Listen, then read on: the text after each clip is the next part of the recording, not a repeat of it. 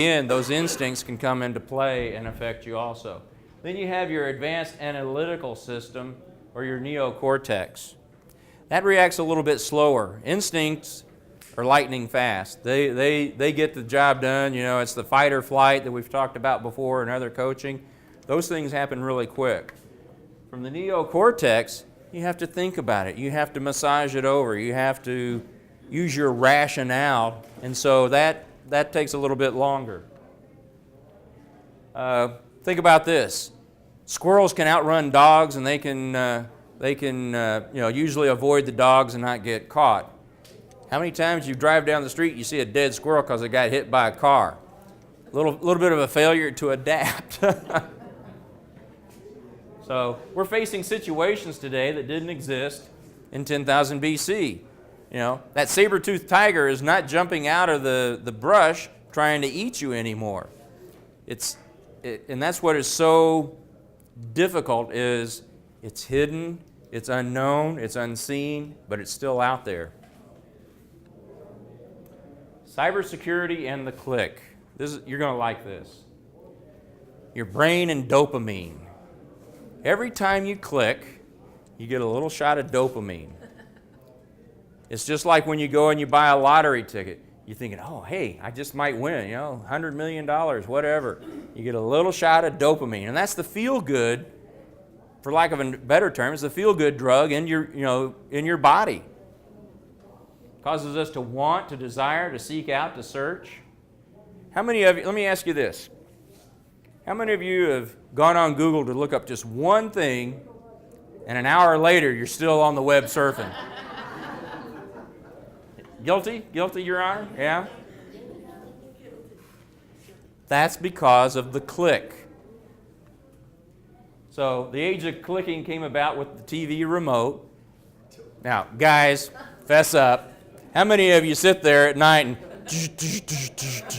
and you're on the channel maybe 2 seconds? How many of you do that and flip through? Fess up, come on. And who usually controls the remote? Come on, fess up. Yeah. Drives her insane. She goes, will you just pick a station and stay there to see what it is? Yeah. So the computer and the click, we talked about Google and doing a search or whatever. And here's something that's kind of interesting. The dopamine system doesn't have a satiety built in. In other words, you can never get enough. We're going to have a nice barbecue dinner here in a minute. You get full of barbecue, you're going to stop. It doesn't work with clicking and getting that little spike of dopamine. There's no way to get satisfied from it. So you keep doing it and you keep doing it. So that's why you find yourself letting one Google search lead to another. As long as you sit there, the consumption renews the appetite. Now, you're all wondering, well, why are you telling me this, Tim? And I'm going to show you here in just a second. Here are the new gadgets, the new dopamine delivery. Your computer, email. How many of you, every time you hear that little ding or you get a little, text message or whatever, you go, oh, good, It's like the Pavlov's dog, It is. Yep. The food when he rang the bell. Exactly. And the chicken at the fair. That's a good one. I hadn't. Yeah. But you're doing that because of the dopamine. You really are. You're doing that because you get a little shot of dopamine. Oh, this is good. This is exciting. That's why you do it. What's that? Break that word down. Dope. Yeah. So It gives you a feeling of control. An issue of control, yeah. It goes back to, believe it or not, fight or flight, your instincts and everything else, seeking out and whatnot. So clicking adds a fatigue factor. In more devices, more clicking, more points of entry for cyber criminals. 1.15 billion devices connected to the internet. How many of you have more than one internet accessible device in your house? Let's think about it. That's your phone, That's your computer, that's your iPad, that's your other computer, your laptop, your TV. Think about it. And every one of them, boy, you can just sit there, be clicking away. Well, you know, if you have 144 billion emails a day, 100,000 new malwares per day, how many new victims each hour? How do you respond? You know, we talked about some of the phishing things that happen. Here's a simple test. Use EMAIL. Examine the message and inspect the links. If you use that as a little mnemonic to help you remember, every time you open an email, you may be avoiding getting yourself into trouble. You know, fatigue kicks in after you've been working all day and you've been clicking along.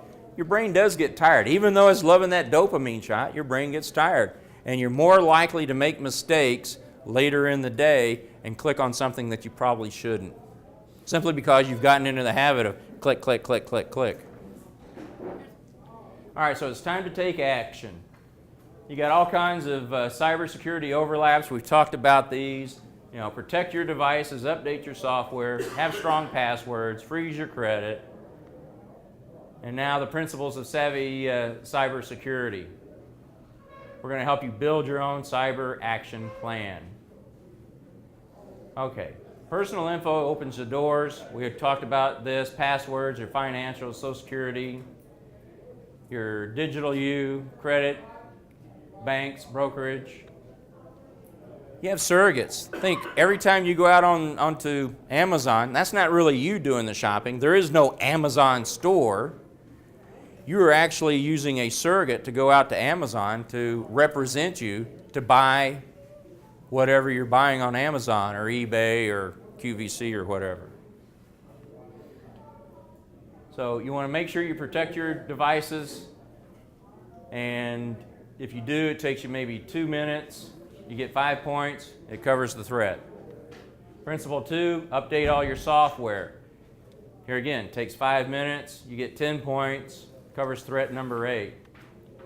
Principle 3, connect your devices only to secure public and private Wi-Fi. Cost is free. Time frame of 20 minutes. Points 10. Covers threat 5. I'm going through these rather quickly because I know you guys are wanting to eat, and we're pretty much to the end anyway.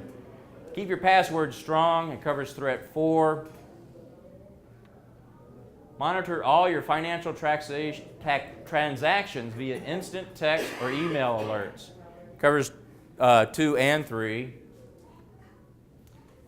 Freeze your credit. May cost you $30, but so what? It's cheap insurance.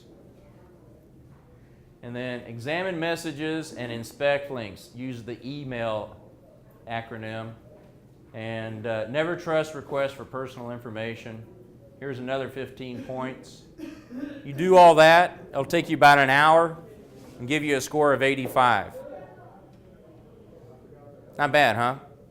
So within an hour, you can have a good, secure cybersecurity network in place for yourself.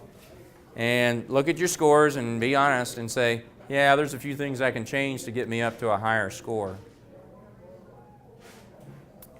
All right, that's about it. Do you guys have any questions over what I've covered? I know I went fast here at the end, but I wanted to get through that as best I could. Okay?